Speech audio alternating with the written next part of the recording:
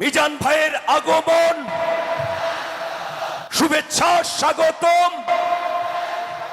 সম্মানিত হাজিরিন, আমাদের কাঙ্ক্ষিত মেহমান উপস্থিত হয়েছেন।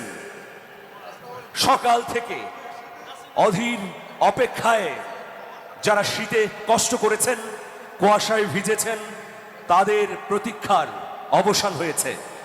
উপস্থিত হয়েছেন বিশ্বের অন্যতম প্রভাবশালী ইসলামী বক্তা, তাফসিরুল মাহফিলের পাঞ্জেরি, তরুণ প্রজন্মের নতিজা হযরত ডক্টর মিজানুর রহমান আজহারী হাফিজাহুল্লাহ। আমরা আরেকবার একটু তাকবীর দেব। নারায়ে তাকবীর, নারায়ে তাকবীর।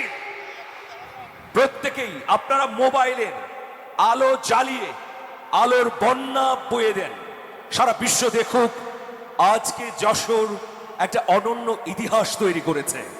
প্রত্যেকের মোবাইলের লাইটের আলো দিয়ে বিশ্বকে জানিয়ে দিন যশোর ইতিহাস তৈরি করতে পারে, যশোর নতুন ইতিহাস লিখতে পারে। ওহারা প্রচার করুক হিংসা, বিদ্বেষ আর নিন্দাবাদ, আমরা বলিব সাম্য, শান্তি, এক আল্লাহ জিন্দাবাদ।